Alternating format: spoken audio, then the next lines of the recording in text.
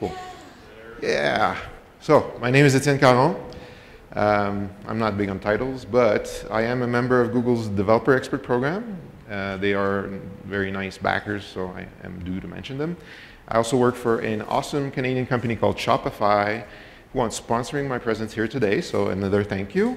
And as I've mentioned, they've sponsored the nice cardboard headsets we're currently distributing over there, so another thank you to Shopify. Woo. So let's dive in. So today's talk is on VR and AR using Project Tango.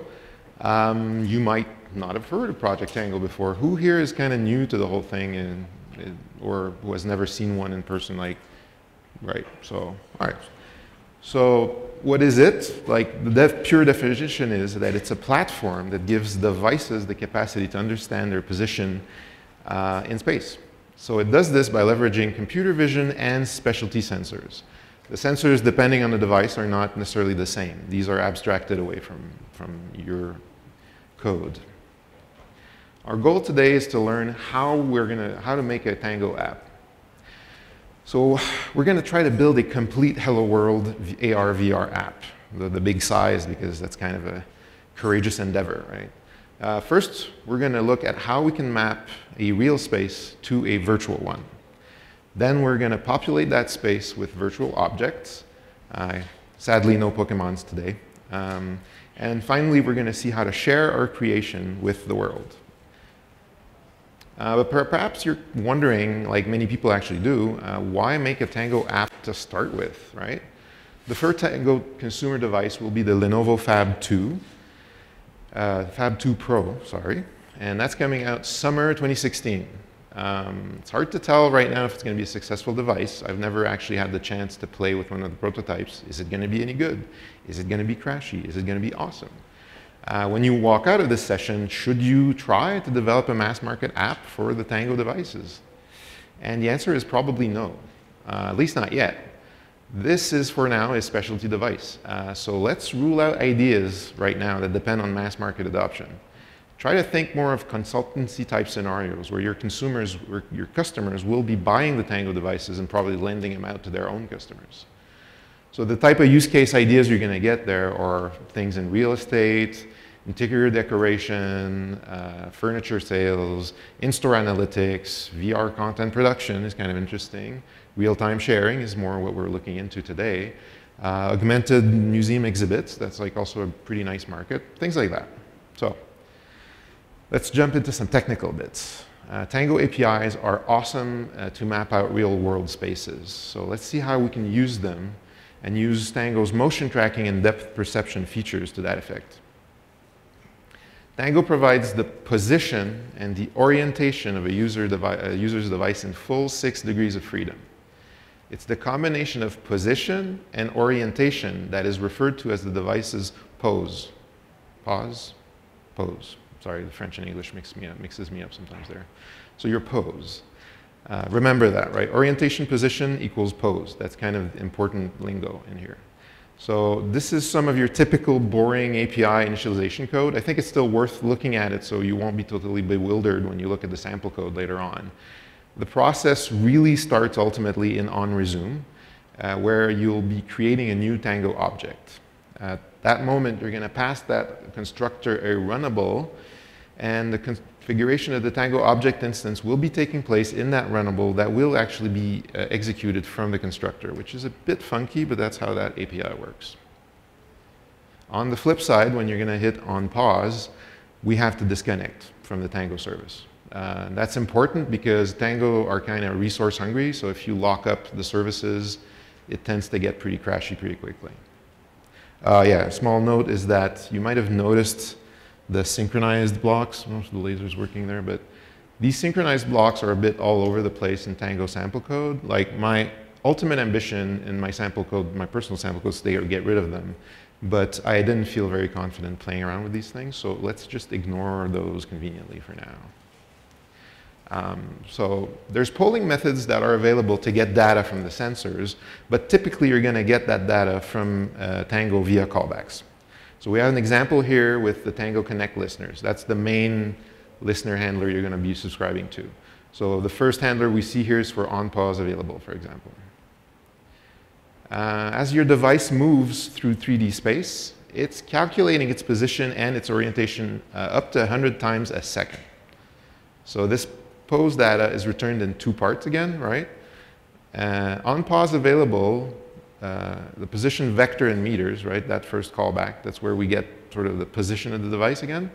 And then the second one, on X, Y, Z, I, J available, that one is the one giving you the orientation of the device.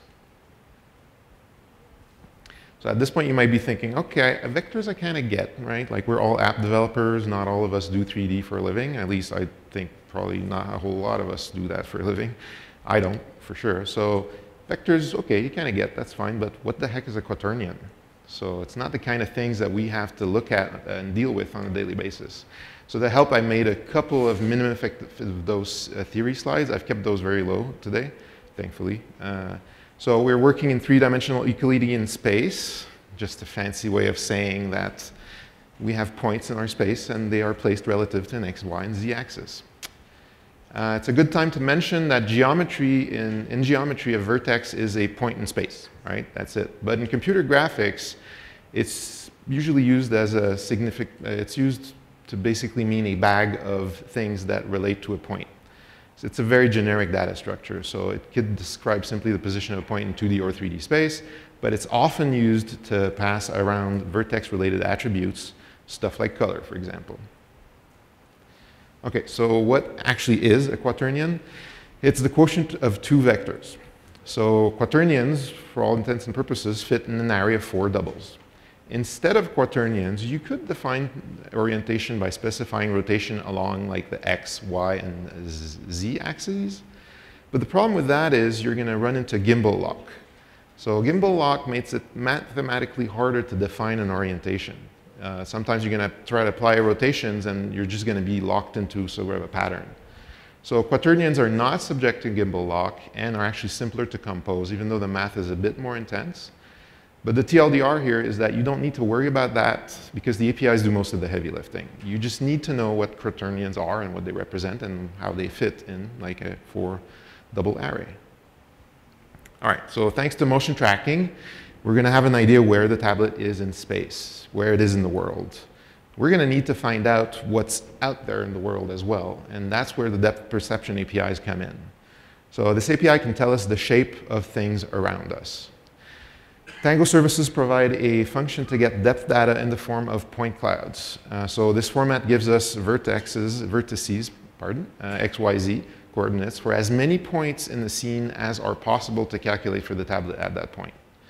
Each dimension is a floating point value recording the position of each of these points in meters in the coordinate frame of the depth sensing camera itself. So the device knowing where it is and knowing where the camera is has like an idea of where these points are, how far they are from the camera. In this slide, you see what these look like. So when you combine depth perception and motion tracking APIs, you can start building a full picture of space around you.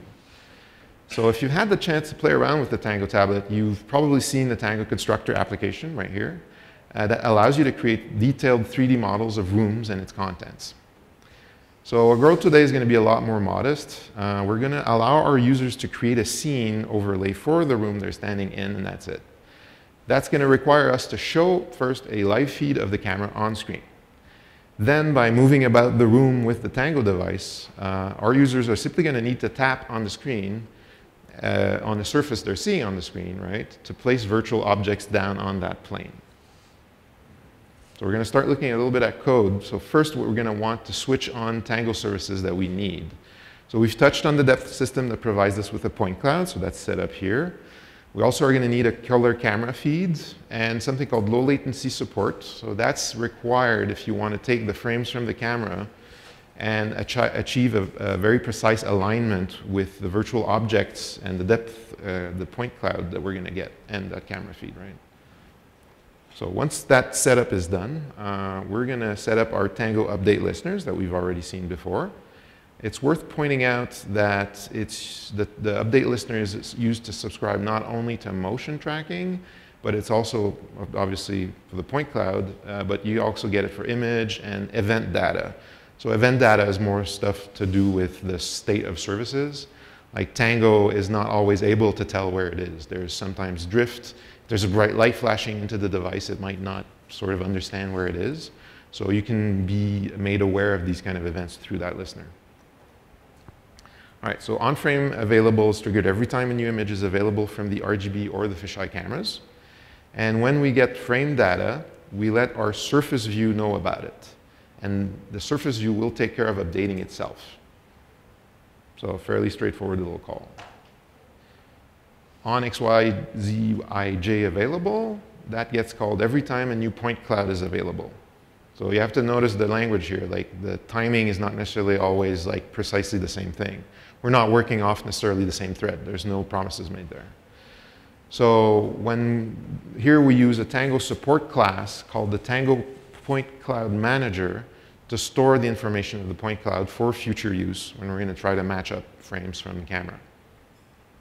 So you might be wondering what kind of work is needed to turn, say, a touch event on a screen into a plane in 3D space. And it turns out it's a lot less than you might think. When a user taps on the screen, we call the doFitPlane method with a pair of coordinates, U and V, and a timestamp.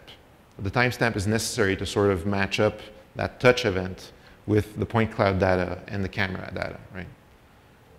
We first ask the point cloud manager for the latest point cloud in the doFitPlane method. Then using, again, the Tango support classes, we get an instance of Tango pose data calculated for us.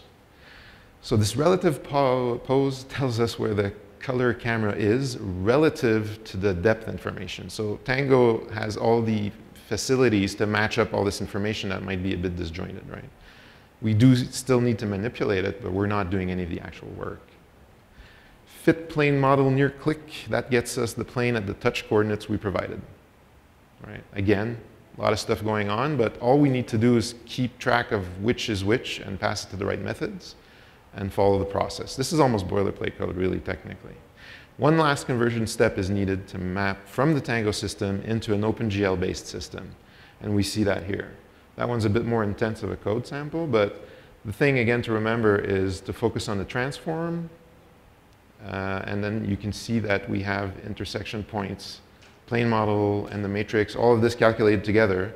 At the very end, we get an OpenGL TP plane. So we get like a surface, basically where the user clicked in the world.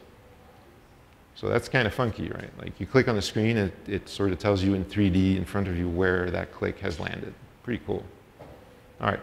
So how do we actually render all of this nice information on screen, right? When does this session turn into an OpenGL deep dive? Thankfully, today we've managed to avoid this pitfall thanks to a nice little library called Rajawali. Get it? Yeah. All right. So going back to our untouch method in our activity, we can see that we're passing the coordinates we've just calculated to a renderer object. Renderer is where most of the Rajawali code lives. Right, so without venturing too deep in OpenGL land, I promised, it's good to understand that Rajawali is actually built on top of OpenGL for Android. So it follows a similar object model as to what you see here. So you have something called a GL surface view that actually is descendant of a view, which is a thing that is placed on your screen where the rendering is going to take place. And you have something called a GL surface view renderer, which you will be indirectly implementing, where all the drawing is happening and all the rendering calls are being done. And the way GL surfaces view work on Android, they are special views that take that renderer object we just showed.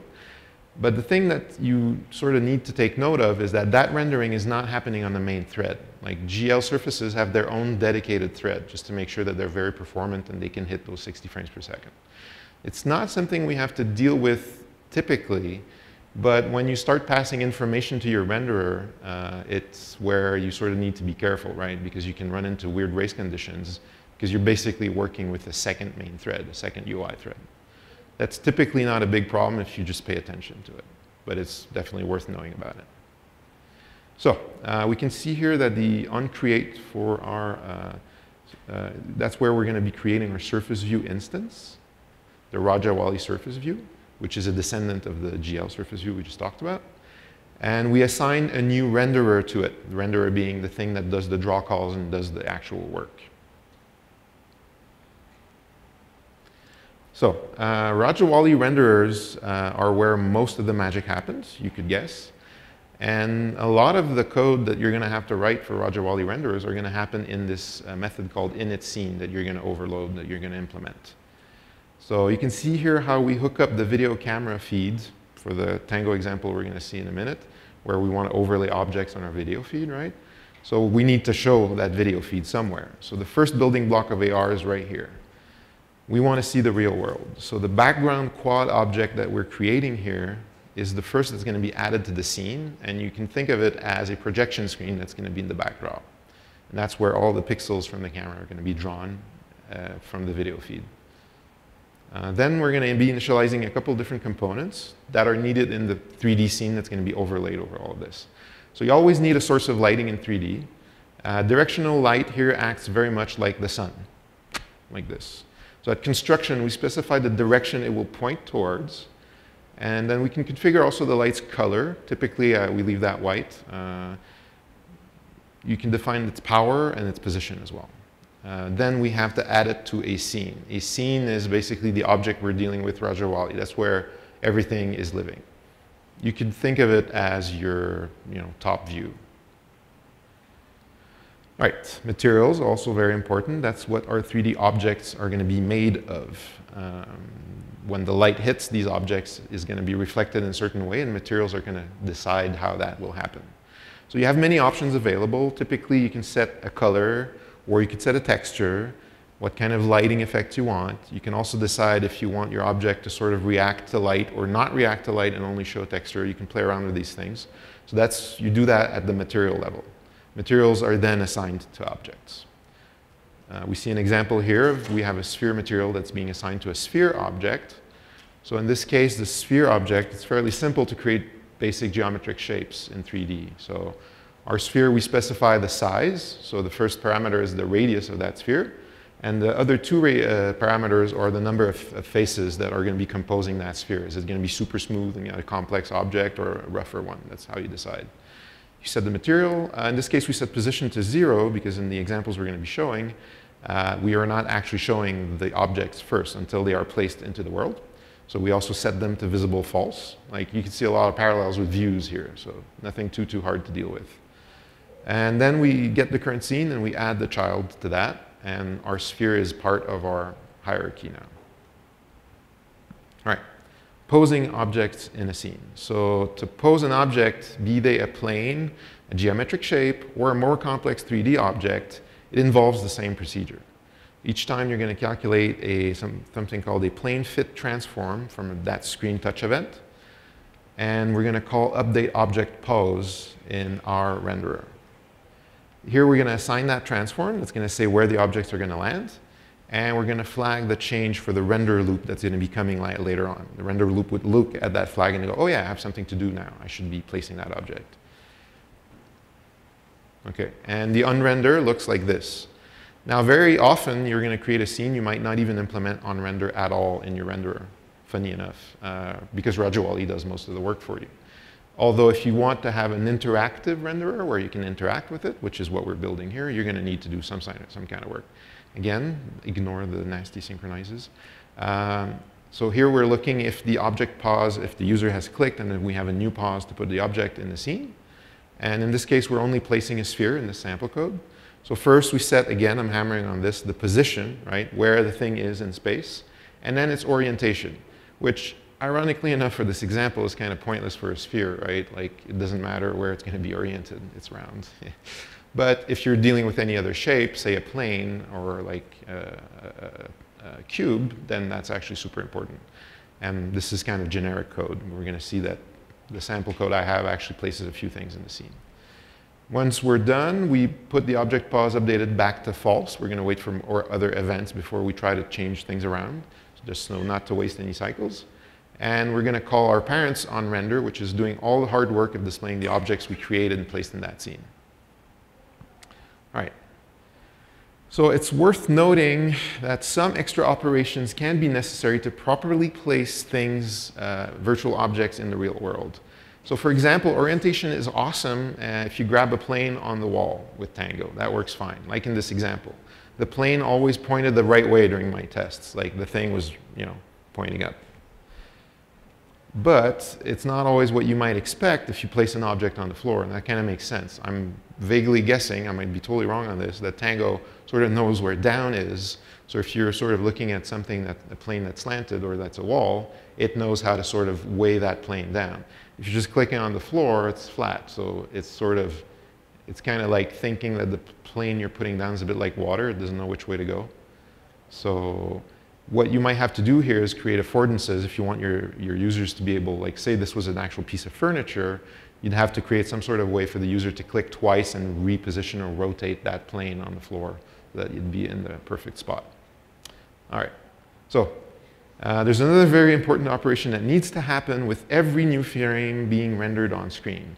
The Tango tablet itself is moving through space, right? And its view on the world needs to constantly update for the augmented reality effect to be complete. So update render camera pose receives the device's pose data. It knows where the device is. So it's the same concept as our virtual objects, right? We have the position and orientation. And you'll note that the orientation data, it needs some extra massaging to be compatible with Rajawali here. That's why I'm actually talking about this. Like you might see the quaternion is being conjugated. I don't actually know what that means. But apparently it's a bug with the Rajawali library version that I'm using. And yeah, so that has to happen. There's a couple more manipulations that are needed for the camera and the VR renderings to stay in tune, right? So you might notice that there's like 3 different things really going on, and thankfully we have the system's help to keep everything in sync. And this is another example, like here we are gonna set the projection matrix. So anyway, the bottom line here is that you don't need to manipulate this all too much. This is boilerplate that's probably gonna be always the same if you do applications with that kind of application. All right, so adding virtual objects. Let's see what other things are possible when starting to use Rajawali. We'd like to populate our virtual space with more models. And since the end goal is to share a virtual environment with others, we are going to want to add a bit more pizzazz to our scene. You're going to want models. So if you've played around with OpenGL on mobile, you probably realized, like I did, that setting up a decent toolchain is a pretty big challenge. Unless you're using something like Unity, but that's not what we're talking about today. Like in Java, there's barely anything to load a 3D model. So to build a convincing virtual environment, you need professional-looking models. And this means that we need to find a way to import files that have been created with professional 3D editors out there. So this is a screenshot of Blender, which is an open source and free editor. This is my editor of choice because I don't have thousands of dollars to put on Maya, and I'm guessing neither do you. The news here is not exactly bad. Rajawali supports a decent amount of 3D file formats. So that's great. But for the most part, when I've been testing them, the parsers provided prove a bit finicky when you try them out. So I landed on using OBG ones, which I forget exactly which company made that standard, but something from the 90s. So that works. It's rock solid. It doesn't have all the nice features that you might want if you're like a professional animator, but it'll get you, most of the way. And we're not trying to make games here. The goal today is to learn how to make apps, right? All right, so as mentioned, Blender, free and open source editor. So yeah, OBGs is one of the formats that Rajawali seems to understand with the smallest amount of drama, and Blender is able to import and export these formats very nicely. So I'm gonna jump into a very quick demo that I might stop very abruptly if we can't see anything on screen. But I'd like to show you all how working with Blender looks like, just so that you're not intimidated by it when you actually want to load a fun model. And as it happens, there are actually Pokemon models out there on the net that are kind of easy to find if you want to play around with that. All right, so let's see. So let's pretend, Julia Child style, that I was not working on this and have not prepared the answer for you already. All right, so how does Blender work? Well, there's a lot of manuals out there. It's pretty freaking complicated. But the good news is you can sort of get your minimum viable dose of information pretty quickly, and I'll show you sort of what you need to know to be able to use it as a converter, no more. So that's going to be a few minutes here. So in the file menu, there's an import menu, conveniently enough. So the little cheat for you guys is that if you know about the Cardboard Design Labs by Google, they've released a Unity project that has all the models in there, and they're very little nice low poly count models that allow you to create really nice little scenes of environments and mountain type environments. So I recommend you check that out. And the fun part is that Blender supports importing these FBXs. So I'm going to get one of those files now. So conveniently, I'm already on the right folder. Hooray. Right. So I'm going to keep the example as simple as possible given time. I'm going to import a model that's like just one mesh. Typically, I would have wanted to import a model that was a series of meshes, meaning that I would have had the trunk and the different layers of the tree as separate objects in the model that I could have colored differently. But today I'm just going to concentrate on making that one tree the same color just to show you that you can edit it and import it into your Rajawali program. All right, so the way Blender works for selection, there's like shortcuts, but the little shortcut, like the menus are here. I'm going to do something called B for border selection. You can select a zone and everything that's in it is going to become selected. You can also use that little navigator here to click on what interests you. Now what we want to do is change the texture. So I'm clicking on this and we see the texture here. The one we're interested in is diffuse, so we're not going to dig into that. I'm just going to show you how it looks. Then I can change the color of this material. All right. So made it green, very tree-like. That's nice. Oops. We don't need to save at this point. We need to export, and we're going to be done with Blender. So very quickly, export. Right, nothing too complicated. You pick your wavefront type format, which is the .obj, and the target folder, and we're going to call it demo2. And voila. It's very tiny, so that's why I'm kind of struggling here. You probably don't see much of that text, do you? But you get the idea. All right, so we're done with Blender. So what did this give us? Let's see, I should have my Finder right here. So the generated files are right here. Is that semi-readable for you guys in the audience? So the thing I want to point out by looking at those two files is the following thing. Like we're looking at a .mtl and a .obj file. So the .mtl file is a material. So interestingly enough, all of these are ASCII. So you could very simply open them up. So just by doing demo 2. So I'm going to look at the OBG file very quickly. So it's a series of points. So the thing, I'm pointing that out because if ever Rajawali gets finicky on you, you can open those up and sort of look in and say, okay, what's going wrong here? And sometimes you can fix them by hand if you need to. The material one is kind of also important to know about. Like, I just want nobody to be intimidated by that stuff because it's actually fairly simple. So right here, these are color values, and this is what Rajawali will be loading. And since it's an open source project, you can actually dig in there and look at all that's going on. Yeah, the reason I'm pointing them out originally is because .obg files and .mtl files, when you're going to import them into Android, that's not going to work. Because all these files, Rajawali looks for them in the raw folder. So, you know, you can't have the same name, different extensions. So the way Rajawali is set up and hard-coded to do this, you just name your things model name underscore obg, model name underscore mtl, and then Rajawali is going to magically find everything. So that's one of those little clunky things. Might as well avoid you that gotcha. I spent a little bit of time on that one. All right, so let's go back to presentation mode. All right, once it's all said and done, we need to load these models and to get them ready to be added into our virtual space. So all you need to do is this. You create a loader OBG instance. You specify which OBG you want. So you see how it's in the raw folders right here. Then you attempt to parse it. If all goes well, your OBG parser is going to be able to give you a 3D object that you can straight up add to your scene. In this case, I'm taking this tree and just putting it somewhere else in the scene because the tree is actually huge. And we're done. That's all there is to loading those OBGs. So for those of you that might have mucked around with OpenGL, this is a lot easier. All right, so animating objects is an important feature, so I added a quick slide on that. Again, very simple. You just define an animation.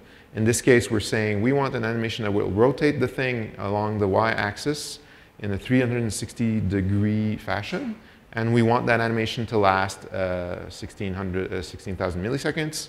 So at the end of this, it's going to basically the object is going to start turning around itself like a turntable, like if it was on a turntable, to infinity, right? And we can take this animation, apply it to whatever object we want to apply it to, then we add it to the scene, and that's going to happen automatically for the rest of the duration of the program. You do need to play it to start the animation. So that also allows you to play and stop animations at different phases of render. All right, so there's a lot more that can be done to pretty up a 3D scene. My scenes are actually fairly ugly. Lighting is super important. It's what will make or break a good 3D scene. There's a lot of great books on that. We don't have time. It's also beyond the scope of this talk, obviously. So I highly recommend you check out the Rajawali example code on GitHub. The small gotcha there is that if you're using my sample code, make sure you use the right versions.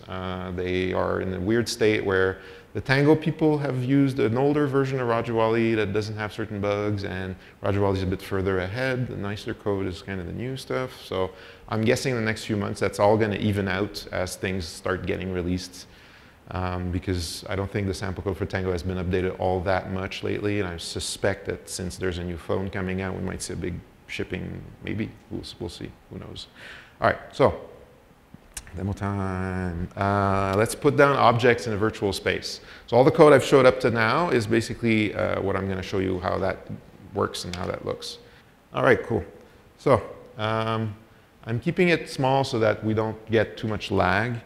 So I have a pre-baked version of the application we've been showing the sample code for, and so thankfully everything has started nicely, because sometimes what happens is that Tango services can tend to freeze up, especially on this tablet, which is a development device.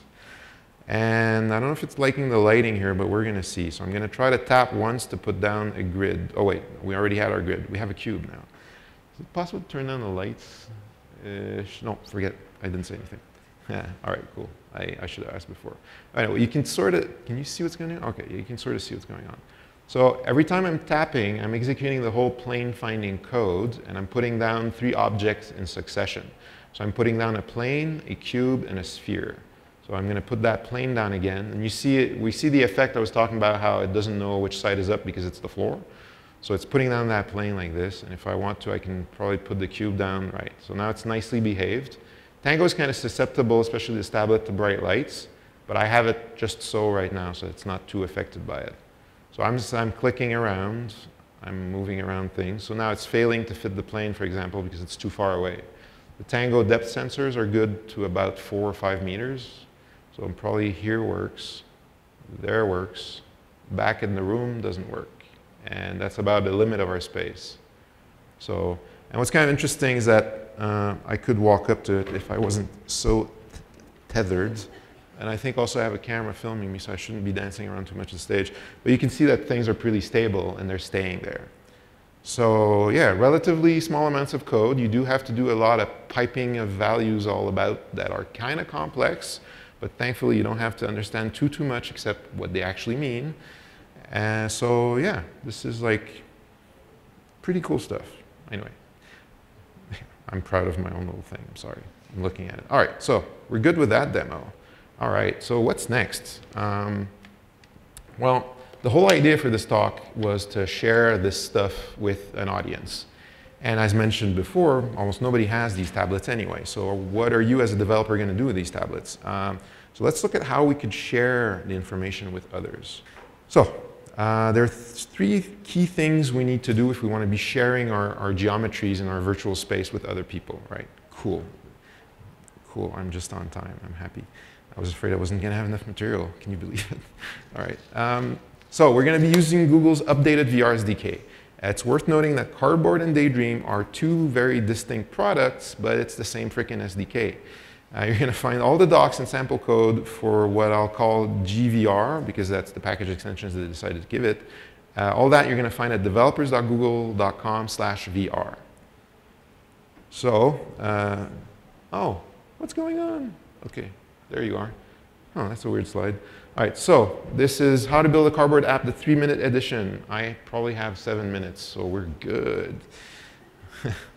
So how's that going to work? One of the first hurdles you're going to face, actually, is that Raja's current VR support is based off the cardboard era SDK. That SDK was numbered 0.6. We're not at 0.83, I think, with the currently combined one. So there's been a lot of breaking changes since then, so the sample code in Rajawali does not work. The good news here is I actually have you covered. So let's see how to build that cardboard app in 3 minutes. We're going to start by extending something called GVR activity right there. Then you're going to need a GVR view. So our Raja VR view here is something that I wrote up using the old Rajawali code and binded it with the new libs.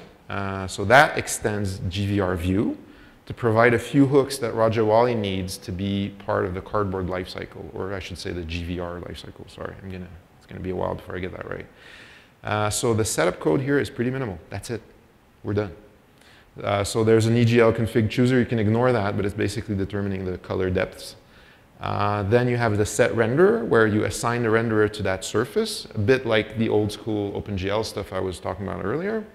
Transitions enable, you can ignore that for now. And then the last point here is that you set that GVR view on the activity, and that's it. Your activity is done. There's basically maybe 5 other lines of code, but that's all there is to it. So I'm going to jump into, am I going to jump into this? Yeah, I wanted to take a quick peek into Raja VR view. Maybe I'm going to skip that because I want to show you guys how that works. Anyway, it's adapted from the original Rajawali VR code. My intent, there's basically 300 lines of code in all of this, so it's pretty lightweight. And that class, what it does, it's going to hook into, again, the GVR lifecycle and make sure that Rajawali sort of hooks into that and starts rendering at the right time and starts getting the VR calls that it should to be able to operate. And the gist of it, that you don't even have to code, actually, because that's not even part of what you would be doing if you take up my code samples, is that it will render things, it's going to render your scene twice based on 2 eyes as a camera being passed as parameters by the Vr Sdks. The Vr Sdks are going to take care of putting the head in the right place, positioning everything in the right way, and passing all of that to Rajawali and setting the camera for your scene the right, proper way also. You have nothing to do. It even does lens warping. It's pretty fancy stuff. So what you do have to do is set up your scene, which we've already talked about. So for the demo I want to show before we close this, this is basically the scene. That's all. It's stuff I've showed you already. You create a light, create a material, you assign a sphere. I assigned a few more objects in what I'm going to show you, but that's it. So we wrote under 200 lines of code, and we have a cardboard app. I think that's awesome, especially since the sample code I took from the SDK, from the Daydream and Cardboard SDKs before implementing Rajawali in it was about, I want to say, at least 1,500 lines of code. So there's no greater feeling in the world than just ripping out stuff and having it work. So I want to share that feeling with you. I'll be giving you my link to the link to my GitHub later, where you'll find that stuff probably later tonight. And I really want people here to take those cardboards that we distributed, download that code, run the scene I'm going to show you, and start experimenting with it, not screw around, just add new models, do fun stuff. And even then, if you just drop Firebase into that project, and that's where you'd hook up and distribute what we just showed you, by dropping Firebase in that project, and both on the Tango part and on the cardboard part, you can feed all the meshes, or rather all the positional information that you're using to build that scene into a mass amount of cardboard wearing people. It doesn't matter. You could do a live sort of set piece that way. And for having tested it in a much more complicated setup last year, it's actually pretty freaking cool. So you could use Tango as basically a VJing device at that point. All right, so now I need Philip's help. Please, Kabai, come up. Thank you. So that little VR viewer, let's see, I'm going to run it, and we're going to, so I need actually Philip because he's going to try to look at things in the scene, and I can't hold the phone and try to do that and show it to you in Visor. It would be way too complicated.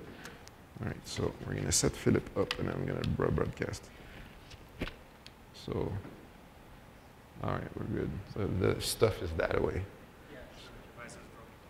No, it's not it's the visor for the Tango. It's not the visor for the. Place and look everywhere.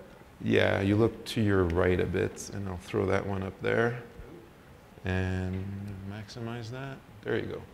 So of course, there's a lot of lag, as you might notice, but this is basically what he's saying. So he's seeing that tree that we just manipulated in Blender spinning on itself. In the back, there's 2 spheres that I've added to that little program. You might notice that the yellow sphere has sort of this weird, like I'm not very much a 3D design artist, you can notice. There's like a weird little glow that's coming from underneath because it's got like alternate like light sources going on. On the right, there's like a texture being mapped on that sphere of the Earth. And in the back, we actually have a skybox, which I added by putting 2 lines of code. I didn't even mention it really, but it's really the easy. So like, the only reason this isn't fancier is because I was working really hard on those slides. All right. So that's it. That's it for us. So we can, I think Philip is lost in VR right now. All right. Cool. So yeah, so last few notes, I'm going to replay that. Thank you, Philip. All right, so what else? Well, basically what I was saying. So I'll be making the code sample available on GitHub probably today or early tomorrow. Please note that most of that code is adapted sample code gotten from left and right from disparate sources. I'm just happy it works because, yeah, that's pretty cool stuff. It actually looks pretty clean once it's all said and done, and I think for once I'll have sample code that will be usable by the audience. Keep an eye out on the official samples. As I kind of mentioned, I'm thinking the Tango team is probably going to update their stuff, and Daydream's coming, so that VR SDK is probably going to hit 1.0 at some point this year. And yeah, so thank you very much. The links are here. It was a pleasure to talk with all of you. Thank you.